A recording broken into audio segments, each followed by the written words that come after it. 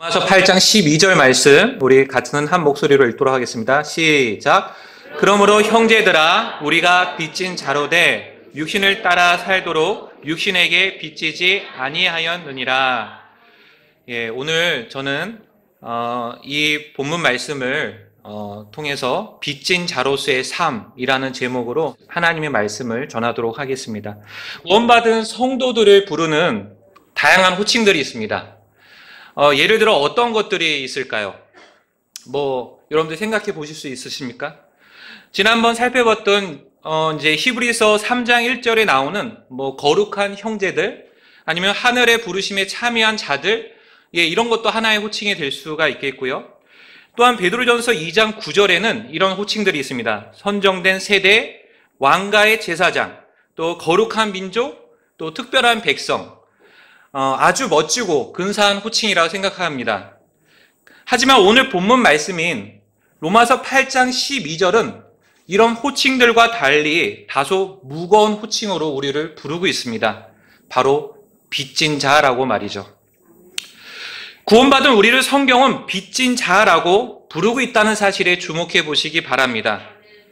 여러분은 이런 빚진 자라는 단어를 따로 떼어놓고 들으셨을 때 어떤 감정이 드십니까?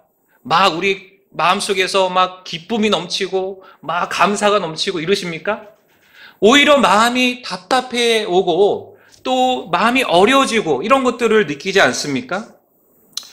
그도 그럴 것이 빚을 진다는 것은 결코 가볍게 넘길 문제가 아니기 때문입니다.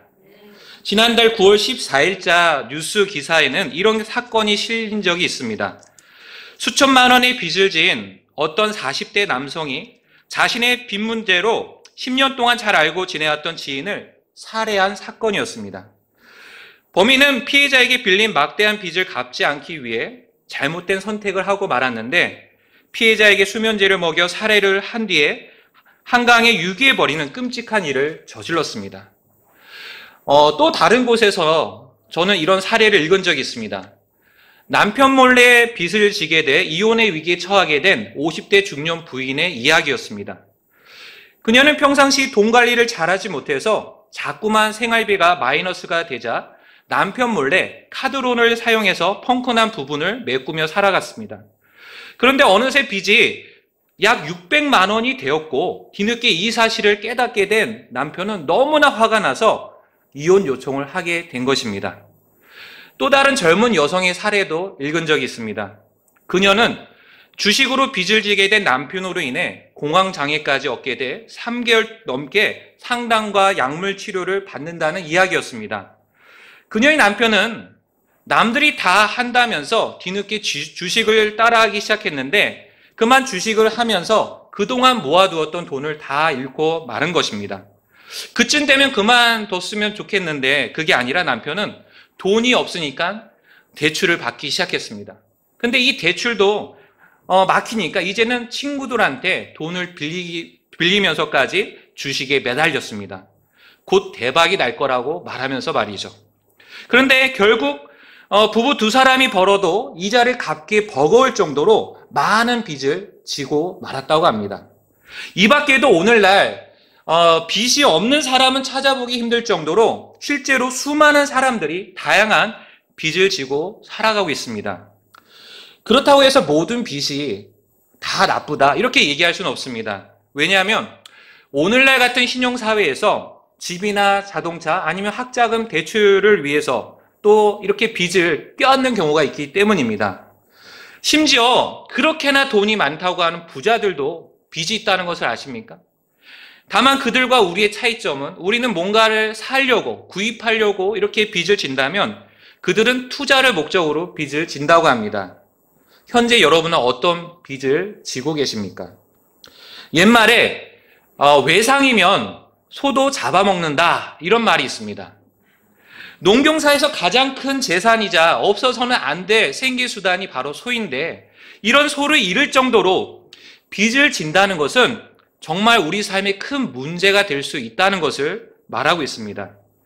그런데 이런 빚진 자라는 호칭을 오늘 성경은 구원받은 우리들에게 사용하고 있다는 것입니다. 그렇다면 왜 성경은 우리를 빚진 자라고 부를까요? 도대체 우리는 어떤 빚을 지고 있기에 빚진 자라고 하는지 오늘 말씀을 통해서 함께 생각해 보도록 하겠습니다.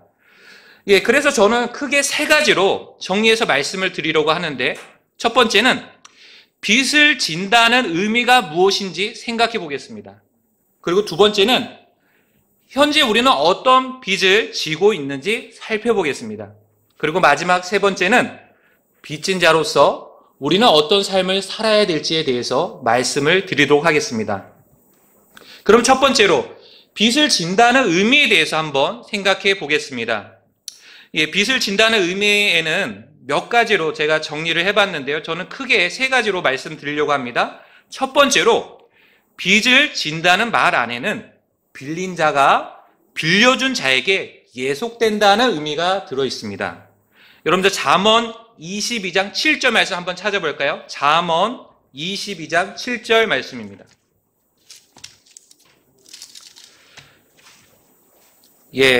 다 찾으신 줄로 알고 한 목소리로 읽도록 하겠습니다. 부한 자는 가난한 자를 다스리고 빌리는 자는 빌려주는 자의 종이 되느니라. 여기서 빌리는 자는 빌려주는 자의 종이 된다는 이 구절에 주목해 보시기 바랍니다. 그와 같이 빚을 진다는 의미는 단순히 빌리는 것을 넘어서 빌려주는 자에게 예속된다는 의미가 있다는 것이죠.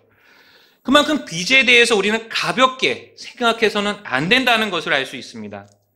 오늘날 우리 주변에서 많이들 사용하고 있는 어떤 주택담보대출이나 신용대출에 대해서 한번 생각해 보십시오. 빌린 원금이나 이자를 잘 갚아 나갈 때는 아무런 문제가 없어 보입니다. 그러나 조금이라도 상환이 늦어지거나 지연이 되게 되면 어떤 일이 벌어집니까? 당장에 독촉 전화가 오죠. 빨리 내시라고 독촉 전화가 오지 않습니까? 그런데 만약에 계속 이런 것들이 연체되고 늦어지고 하게 되면 나중에는 어떤 결과가 이르게 되느냐? 더 나아가서는 법적인 소송이나 아니면 강제 집행 등 이런 위험에 처하게 된다는 것이죠. 결국에는 빌려준 자의 처분에 순순히 따를 수밖에 없는 신세로 전락해버리고 만다는 것입니다. 마치 종과 같은 신세가 되는 것입니다. 자신이 소유했던 모든 것을 한순간에 잃어버리고 또 그동안 누리고 있었던 모든 것들을 다 빼앗길 수 있다는 것이죠. 심지어 그로 인해 사랑하는 가족들과도 헤어질 수 있는 그런 일도 겪을 수가 있습니다. 그래서 두 번째로 빚을 진다는 말을 통해 우리가 생각해 볼 수 있는 의미는 빚은 반드시 갚아야 한다는 것입니다. 가급적이면 우리 모두는 빚을 지지 않는 그런 삶을 살아야 합니다. 그러나 부득이하게도 어떤 빚을 져야 하는 그런 상황에 왔을 때는 빠른 시일 내로 이 빚을 갚아야겠다라는 생각을 여러분들은 하셔야 됩니다. 왜냐하면 서두에서 말씀드렸다시피 아주 작은 빚이라도 나도 모르게 크게 부풀어지고 늘어날 수 있기 때문에 그렇습니다. 그렇게 되면 나중에 감당하기 어려워지겠죠. 그러면 그것으로 인해서 얼마나 심적으로 어렵고 또 힘들게 되겠습니까? 그러므로 만약에 필요에 따라서 어떤 빚을 지게 되었을 때는 당장의 모든 빚을 갚지는 못하더라도 이자나 원금 일부를 꾸준히 계속해서 갚아 나가는 자세가 필요합니다. 그리고 언젠가 돈이 모아졌을 때는 완전히 변제하는 그런 일도 필요하다는 것이죠. 다시 한번 말씀드리지만 빚을 진다면 결코 갚지 않고 그냥 넘어가서는 안 됩니다. 반드시 올바른 절차와 방식대로 빚을 청산하셔야 됩니다. 그래서 세 번째로 빚을 진다는 말 안에는 이런 의미가 있죠. 우리는 이전과 똑같은 방식대로 살아서는 안 된다는 것을 보여준다는 것이죠. 빚을 지기 전에 함부로 아니면 또 자유롭게 살아갔던 그런 생활들을 이제는 바꿔서 그 빚을 졌을 때는 그의 생활에 맞게끔 바꿔 나가야 된다는 것을 우리가 알지 않습니까? 어떤 막대한 금전적인 빚을 지게 되었을 때 한번 생각해 보십시오. 그런 빚을 지고서도 이전처럼 비싼 레스토랑에 가서 또 맛있는 그런 외식을 즐길 수 있겠습니까? 아니면 이전처럼 골프를 치거나 낚시를 하거나 그런 여유로운 생활을 할 수 있겠습니까? 결코 쉽지 않을 것입니다. 당장의 허리띠를 졸라매게 될 것이고 빚을 갚기 위한 노력을 시작할 것입니다. 그래서 또한 불필요한 지출이 있다면 줄이거나 자제하면서 또 필요한 곳에만 지출하려고 이런 생활 자체를 바꾸려고 노력한다는 것이죠. 이처럼 빚을 진다는 말은 빚을 갚기 전에는 결코 이전처럼 살아서는 안 된다는 사실을 우리에게 가르쳐 줍니다. 여기서 잠깐 빚을 지는 문제와 죄와 연관시켜 말씀드리려고 합니다. 이 둘 사이에는 상당한 유사점을 가지고 있습니다. 첫 번째로 생각해 볼 수 있는 유사점은 빚진 자는 빌려준 자의 종이 되듯이 죄를 진 자는 죄의 종이 된다는 것입니다. 그래서 요한복음 8장 34절에서 예수님께서는 이렇게 말씀하셨습니다. 예수님께서 그들에게 대답하시되 진실로 진실로 내가 너희에게 이르노니 누구든지 죄를 짓는 자는 죄의 종이니라. 그렇다면 과연 이 땅 위에 죄의 종이 아닌 사람이 있겠습니까? 다시 말해 죄를 짓지 않은 사람이 이 땅 위에 존재하겠습니까? 아닙니다. 그에 대한 답변으로 성경은 분명하게 우리에게 말씀하십니다. 로마서 3장 23절에 모든 사람이 죄를 지어 하나님의 영광에 이르지 못하더니 모든 사람이 죄를 지었다고 성경은 말씀하십니다. 그 말인즉 모든 사람은 죄의 종으로 이 땅을 살아가고 있다는 말씀입니다. 마치 이스라엘 백성들이 이집트의 지배하에서 파라오의 노예로서 살아갔듯이 모든 죄인들은 죄의 노예로 살아가고 있는 것입니다. 죄가 이끄는 대로 또 죄가 시키는 대로 아무 꺼리낌 없이 하나님을 대적하며 자신이 원하는 그런 삶들을 살아가고 있다는 것이죠. 그런데 그렇게 해서 쌓이고 쌓인 죄의 대가는 무엇이겠습니까? 바로 사망입니다. 그래서 로마서 6장 23절에 이렇게 말씀하시죠. 죄의 삭은 사망이나 이렇게 말씀하십니다. 그래서 죄의 삭은 다름 아닌 사망이라고 성경은 분명히 우리에게 알려주고 계시는데요. 이처럼 빚을 갚지 못할 때 빌려주는 자의 종이 되어 결국에 모든 것을 잃어버리고 파산을 하듯이 죄인은 자신의 죄의 그 문제를 해결받지 못하고 그 죄의 빚을 해결받지 못하고 이 땅에서 삶이 끝났을 때에는 이처럼 죄의 심판의 결과로 결국에는 하나님과 분리된 채 영원한 불호수에 던져질 수밖에 없다. 이것이 바로 사망이다 라고 성경은 말씀하고 있습니다. 따라서 현재 죄인들에게 가장 시급한 일은 무엇일까요? 바로 이런 죄의 빚을 해결받는 일입니다. 모든 죄들의 용서를 받고 구원받는 일입니다. 그래서 두 번째로 생각해 볼 수 있는 또 유사점이 있는데요. 빚을 지은 사람은 반드시 자신의 빚을 갚아야 하듯이 죄인 역시 반드시 자신의 죄값을 갚아야 한다는 것입니다. 그런데 죄인 스스로 자신의 죄값을 갚을 수 있을까요? 아무리 종교 생활을 열심히 하고 또 아무리 신앙 경륜이 오래되었다고 하더라도 또 착한 일을 많이 하고 선행을 베풀었다 하더라도 우리 모든 죄값은 우리 스스로 갚을 수가 없습니다. 왜냐하면 우리가 지은 죄의 빚은 너무나 크기 때문에 그렇습니다.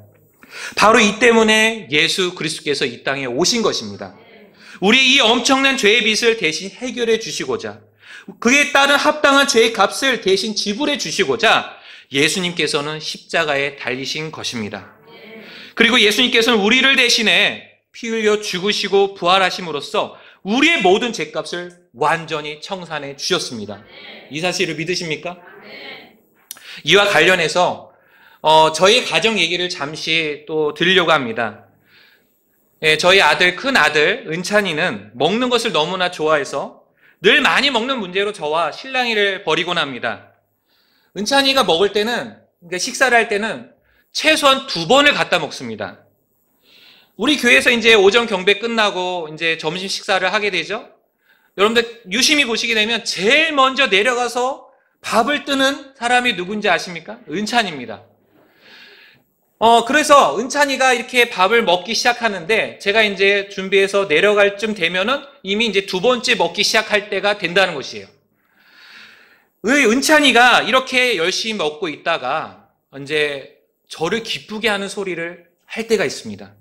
그건 다름 아닌 다 먹었습니다. 이런 소리입니다. 이 말은 무슨 의미입니까? 이제 더 이상 먹지 않겠습니다. 이제 먹는 것을 끝냈습니다. 이런 의미지 않습니까? 그 말을 들을 때 저는 참 안심이 되고 기분이 좋아지는데, 이런 은찬이의 말처럼 성경에서 제가 가장 좋아하고 제가 가장 사랑하는 말이 있습니다. 그 말은 예수님께서 십자가에서 숨을 거두시기 전에 마지막 외치셨던 말씀입니다. 그것이 무엇입니까? 다 이루었다. 이 다 이루었다라는 헬라어 단어는요, 테텔라스타이, 제가 다시 한번 발음할게요. 테텔라스타이라는 발음을 가지고 있습니다. 이 말이 쓰이는 용례는 다음과 같습니다. 주인이 맡겨준 사명을 다 완수했을 때 종이 마지막으로 하는 말이 바로 테텔레스타이입니다. 발음하기 좀 어려운데 같이 한번 해볼까요? 테텔레스타이. 네, 그겁니다. 그리고 희생헌물로 드려지는 동물의 흠이 없음을 제사장이 선언할 때 이 테텔레스타이라고 얘기를 합니다. 그리고 심혈을 기울여 작품을 다 완성하고 난 다음에 예술가가 하는 말이 테텔레스타이입니다. 그리고 또 한 가지, 이 테텔레스타이는 고대 그리스나 로마에서는 상거래나 법률적 마침 또는 약속을 완성할 때 쓰이는 단어였습니다. 상인들에게 있어서 이 말은 지불 완료라는 뜻으로 사용되었습니다. 그래서 실제로 신약 시대에서 여러 상거래에서 영수증 같은 문서에 이 테텔레스타이라는 그 글자가 크게 적힌 것을 우리가 볼 수가 있고요. 또 상인들은 돈을 빌려준 후에 그 돈을 받게 되면 테텔레스타이라고 선언을 했다고 합니다. 이와 마찬가지로 예수님께서도 이런 의미에서 테텔레스타이라고 우리에게 선언해 주셨습니다. 죄인들을 구원하시기 위해 하나님께서 맡겨주신 임무를 완수하셨기에, 또 우리를 위한 흠없고 완전한 하나님의 어린 양으로 드려지셨기에, 그리고 인류 역사상 가장 위대하고 완벽한 구원의 작품을 이루셨기에, 그리고 마침내 우리의 모든 죄값을 완전히 지불하셨기에 다 이루었다라고 말씀하신 것입니다. 이제 그래서 예수님께서는 우리가 갚아야 될 과거, 현재, 미래의 모든 죄값을 자신의 피로써 완전히 청산해 주셨음을 믿으시길 바랍니다. 이제 세 번째 유사점에 대해서 생각해 보도록 하겠습니다. 금전적인 빚을 졌을 때 우리는 그 빚을 갚기 위해서 이전처럼 살지 않으려고 다짐하고 결심합니다. 이와 마찬가지로 죄의 빚을 해결받기 위해서는 이와 같은 결단이 필요하다는 것입니다. 그게 바로 회개입니다. 회개는 죄로부터 돌이켜 하나님께로 향하는 것입니다. 이전처럼 살 수 없다고 일어나서 하나님을 향해 돌아서는 게 바로 회개입니다. 그래서 오늘날 죄인이 자신의 죄, 그 빚을 완전히 청산받기 위해서 반드시 해야 되는 것은 회개하고 예수님께서 이루신 이 십자가 사역을 믿고 받아들이는 일입니다. 십자가의 그 죽으심과 묻히심과 부활하심이 바로 나를 위한 것이었으며, 십자가에서 흘리신 예수님의 피가 나의 모든 죄들을 다 씻겨주셨고 나를 완전히 용서해 주셨음을 받아들이는 것입니다. 그렇게 믿은 자들에게 예수님은 내가 너의 모든 죄의 빚을 다 갚았다라고 말씀하신다는 것이죠. 만약 아직까지 죄들의 용서를 받지 못하고 여전히 죄의 빚에 짓눌려 사는 분이 계신다면 이 시간 여러분의 죄를 대신해서 십자가에서 죽으시고 묻히시고 부활하신 예수님을 구원자와 주님으로 모셔드리시길 바랍니다.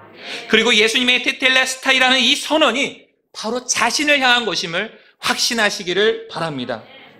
이제 두 번째로 로마서 8장 12절에서 우리를 빚진 자라고 말할 때 우리가 지고 있는 빚은 과연 무엇인지를 한번 생각해 보도록 하겠습니다. 다시 한번 우리가 로마서 8장 12절 말씀을 읽도록 하겠습니다. 로마서 8장 12절 말씀 시작. 그러므로 형제들아 우리가 빚진 자로 돼 육신을 따라 살도록 육신에게 빚지지 아니하였느니라.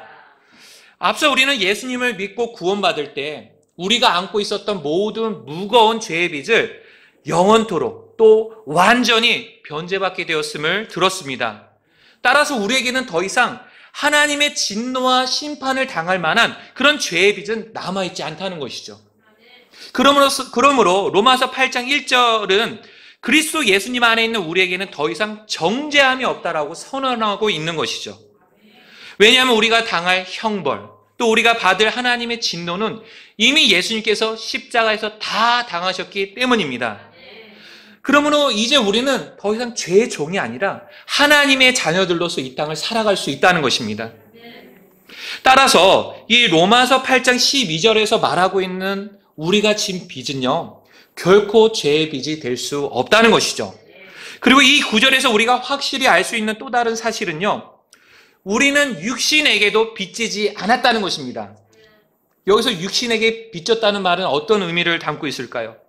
로마서 8장을 이렇게 유심히 보시게 되면 자주 반복되는 두 단어가 나오는데요. 하나는 육신이고 또 다른 하나는 성령이라는 단어입니다. 당장의 로마서 8장 1절은 이렇게 시작됩니다. 그러므로 이제 그리스도 예수님 안에 있는 자들에게는 정죄함이 없나니 그들은 육신을 따라 걷지 아니하고 성령을 따라 걷느니라. 모든 죄들의 용서를 받고 또 더 이상 정죄함이 없는 그리스도인들 안에는 성령님께서 내주하고 계십니다. 그러나 그와 동시에 우리의 육신도 함께 거하고 있다는 것을 기억하십시오. 육신은 다른 말로 우리의 옛사람이라고도 합니다. 구원받기 전에 우리의 옛자라고 할 수 있는 것이죠. 그런데 이 육신의 특징은 하나님께 복종하기를 싫어하고 거부합니다. 오히려 죄를 좋아하고 죄를 따라 사는 것을 그 습성으로 갖고 있습니다. 그래서 끊임없이 우리를 하나님으로부터 멀어지게 만들고 또 죄와 가까워지게 만드는 것이 바로 우리의 육신입니다. 이처럼 우리 안에 존재하는 육신은 계속해서 우리를 쫓아다니면서 또 우리를 간섭하며 또 우리의 삶을 지배하려고 하는데, 여러분들 기억하시기 바랍니다. 우리는 결코 육신에게 빚지지 않았습니다. 따라서 이전처럼 육신에 따라 살 필요가 없다는 것이죠. 오히려 우리는 우리 안에 능력으로 들어와 계시는 성령님을 의지하며 성령님을 따라서 살아야 합니다. 이처럼 우리는 죄에도 또 육신에게도 빚지지 않았다면 과연 우리는 어떤 빚을 지금 지고 있는 것입니까? 첫 번째는 하나님의 사랑과 은혜의 빚입니다. 우리 모두는 하나님께 빚진 자들입니다.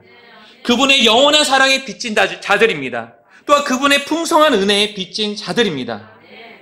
자신의 아들을 십자가에 내어주시기까지 하나님 아버지께서는 우리를 사랑하셨습니다. 모든 십자가의 고통 속에서 신음하고 괴로워하셨던 아들 예수님을 묵묵히 바라만 보셨던 하나님 아버지의 심정을 여러분들 생각해 보실 수 있으십니까? 왜 하나님께서는 그런 잔인하고 냉혹한 태도를 보이셨습니까? 바로 우리를 사랑하셨기 때문입니다. 요한복음 3장 16절은 그래서 이렇게 말씀하십니다. 하나님께서 세상을 이처럼 사랑하사 자신의 독생자를 주셨으니 이것은 누구든지 그를 믿는 자는 멸망하지 않고 영존하는 생명을 얻게 하려 하심이라. 하나님께서 세상을 이처럼 사랑하셨다고 말씀하십니다. 이 세상은 바로 사람들, 바로 저와 여러분들을 말씀하고 있습니다. 현재 여러분은 이런 하나님의 사랑을 받아들이셨습니까? 그래서 예수님을 통해서 구원 받으셨습니까?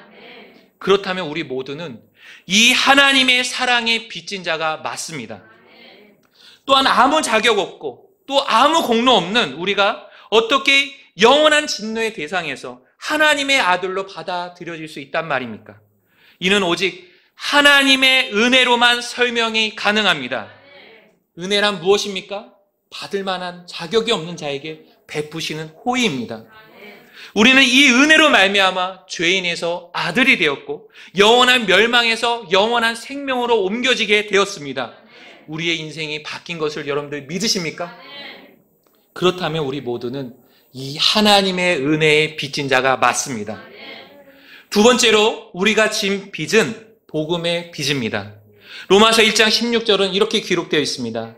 내가 그리스도의 복음을 부끄러워하지 아니하노니 이는 그 복음이 믿는 모든 자를 구원에 이르게 하는 하나님의 권능이기 때문이라. 복음은 믿는 모든 자를 구원에 이르게 하는 하나님의 권능이라고 말씀하십니다. 그런데 이렇게 복음을 믿는 과정에서 만약 누군가의 복음 선포가 없었다면 우리가 어떻게 예수님을 믿을 수 있었겠습니까? 우리는 예수님을 믿지 못했을 것이고 구원받지도 못했을 것입니다. 또 만약 누군가가 보냄을 받지 않았다면 우리는 어떻게 복음을 들을 수 있었겠습니까? 우리는 듣지 못했을 것이고 예수님에 대해 알지 못하고 죽었을 것입니다. 또 만약 누군가 순종하며 복음을 전하러 나가지 않았다면 우리는 복음 들을 기회조차 얻지 못했을 것이고 그대로 죄 가운데 살다가 영원히 멸망당할 수밖에 없었을 것입니다. 그래서 로마서 10장 14절에서 15절 전반부에는 이렇게 기록되어 있습니다. 그런즉 그들이 자기들이 믿지 아니한 분을 어찌 부르리요? 자기들이 듣지 못한 분을 어찌 믿으리요? 선폰자가 없이 어찌 들으리요? 보내어지지 아니하였으면 그들이 어찌 선포하리요? 이처럼 현재 우리가 구원받았다는 것은 이와 같은 놀라운 과정들이 있었다는 것을 우리는 깨달아 알 수가 있습니다. 바로 누군가의 순종, 또 누군가의 헌신, 누군가의 복음 선포를 통해서 이 일이 우리에게 이루어졌다는 것이죠. 그렇다면 구원받은 우리 모두는요, 복음의 빚진 자가 맞습니다. 세 번째로 우리가 진 빚은 형제 사랑의 빚입니다. 하나님께서는 구원받은 자녀들이 이 험한 세상에서 홀로 외롭게 살지 않도록 교회를 허락해 주셨습니다. 잘 아시다시피 이 교회는 건물을 의미하는 것이 아닙니다. 내가 내 교회를 세우리래 라는 그런 예수님의 말씀처럼 예수님 자신이 세우신 교회를 의미합니다. 즉 예수님께서 머리 되시고 또 구원받은 성도들이 그분의 몸을 이루고 있는 눈에 보이는 하나의 지역 모임을 말하는 것이죠. 교회는 이 땅에 존재하는 수많은 기관이나 단체, 그 어떠한 모임과는 달리 하나님께서 매우 기뻐하시고 소중히 여기시는 모임입니다. 마라나타 침례교회도 이런 예수 그리스도의 교회임을 믿으십니까?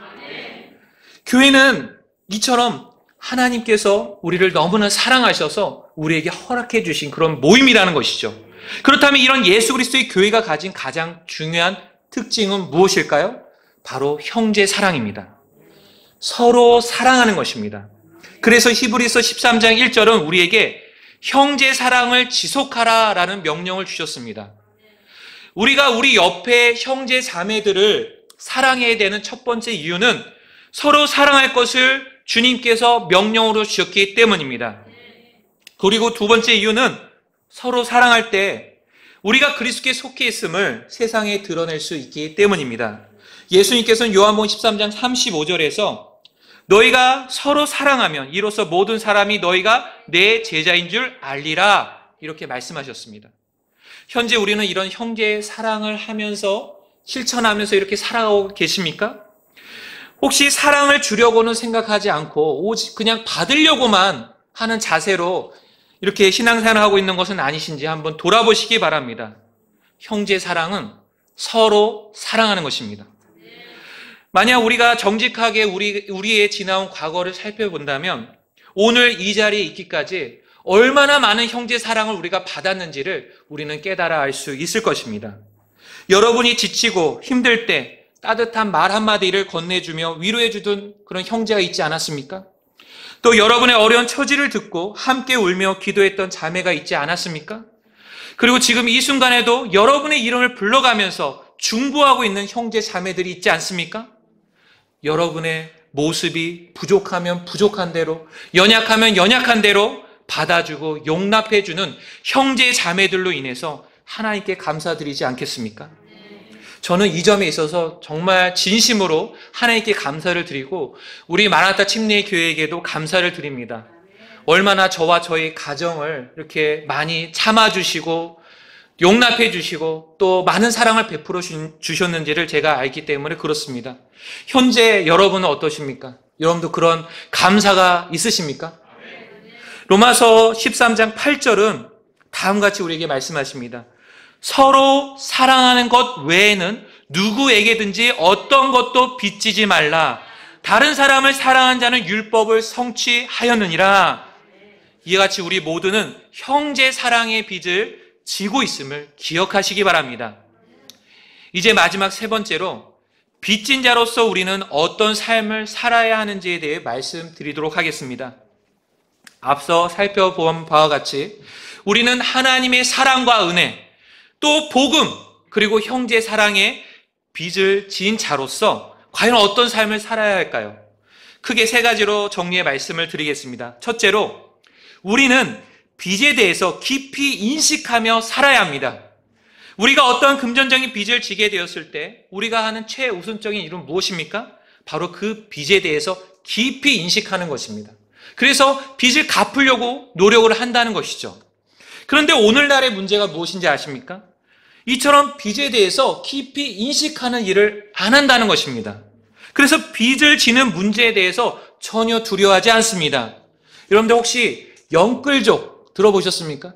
비투족 들어보셨습니까? 이런 단어가 왜 생겼습니까? 영끌족은 여러분들 아시다시피 영혼을 끌어다가 빚을 내서 투자하는 사람을 말합니다.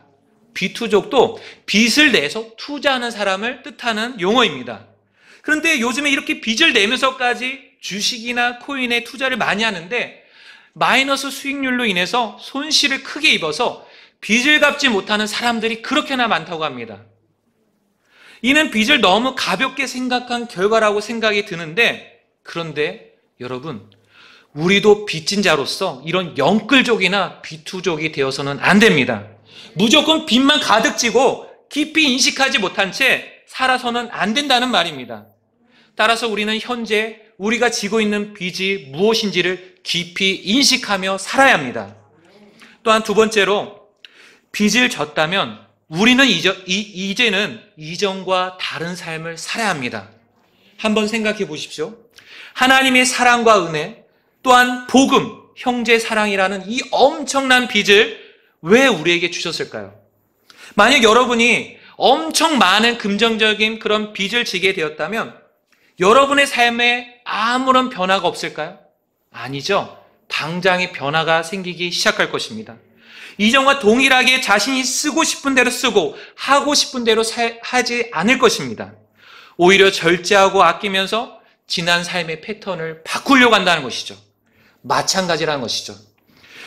혹시 자신이 빚진 자라는 사실을 우리가 잊고 산다면 우리 역시도 이렇게 살지 않을 수가 있는데, 그러나 여러분들, 우리는 엄청난 어마어마한 빚을 지고 사는 그런 사람임을 기억하시기 바랍니다. 금전적인 빚을 질 때도 이런 삶의 변화가 일어나는데, 하물며 하나님의 사랑, 복음, 또한 형제 사랑의 빚을 이렇게 껴안고 있으면서도 왜 삶의 변화가 없는지 여러분들 한번 생각해 보셨습니까? 이건 큰 문제라는 것입니다. 우리가 진 빚에 대해서 너무 가볍게 취급하고 있지 않은지 한번 돌아보시기 바랍니다. 우리는 빚진 자입니다. 이 사실은 결코 변하지 않습니다. 그래서 우리는 이전과 같은 방식으로 이제는 살아서는 안 된다는 것이죠. 구원받기 전의 모습, 세상 사람들이 사는 방식대로 우리는 살아서는 안 됩니다. 이것이 빚진 자에게 요구되는 태도입니다.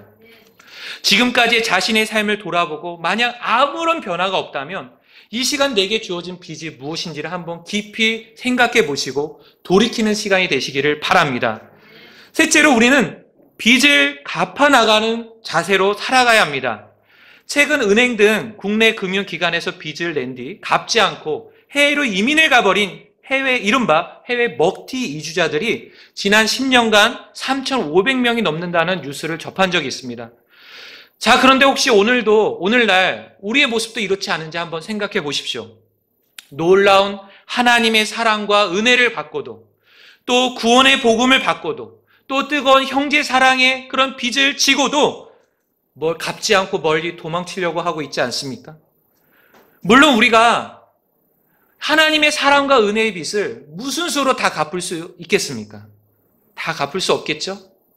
또 우리가 복음의 빚이나 형제 사랑의 빚을 이것도 마찬가지로 다 갚을 수는 없습니다.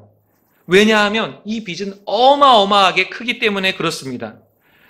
그러나 그렇다 하더라도 우리는 가만히 앉아 있어서는 안 됩니다. 성실히 빚을 갚아 나가려는 자세가 필요하다는 것이죠. 이것이 바로 빚진 자에게 요구되는 합당한 자세입니다. 혹시 눈에 보이는 금전적인 빚이 아니라서 그냥 무시해도 좋다고 생각하는 것은 아니십니까? 그러나 우리가 지고 있는 하나님의 사랑과 은혜의 빚, 복음의 빚, 형제 사랑의 빚은 그 어떠한 빚보다도 더 중요하고 가치 있는 것임을 잊지 말고 기억하시기를 바랍니다. 만약 현재 빚 갚는 삶을 중단하고 있다면 다시 시작하시기를 바랍니다. 그렇다면 어떻게 이 빚을 갚아 나갈 수 있는지 짧게 3가지 교훈을 드리고 말씀을 마치겠습니다. 첫째, 하나님의 사랑과 은혜의 빚에 대해서는 늘 하나님께 감사와 찬양으로 나가시기를 바랍니다. 매일매일 하나님께 찬양과 감사를 드리고 계십니까? 만약 중단하셨다면 오늘 다시 회복하시기를 바랍니다. 놀라운 사랑과 은혜로 우리를 구원해 주시고 지금도 이끌어 주시는 하나님께 더욱 찬양과 감사로 나가시길 바랍니다. 둘째, 복음의 빚에 대해서는 우리도 누군가로부터 거저받은 복음이지 않습니까? 그렇다면 우리 역시 누군가에게 전해줄 책임이 있습니다. 만약 현재 복음 전하기를 중단하셨다면 오늘 다시 회복하시기를 바랍니다. 아직 복음을 듣지 못한 사람들이 우리가 전해줄 복음을 기다리고 있습니다. 이제 다시 부지런히 복음을 전하기를 결심하지 않겠습니까? 셋째, 형제 사랑의 빚에 대해서는 먼저 교회가 하나님의 눈앞에서 얼마나 소중하고 귀한 모임인지를 생각하시기를 바랍니다. 그리고 이 하나님의 명령에 따라서 형제 사랑을 적극적으로 실천하시기를 바랍니다.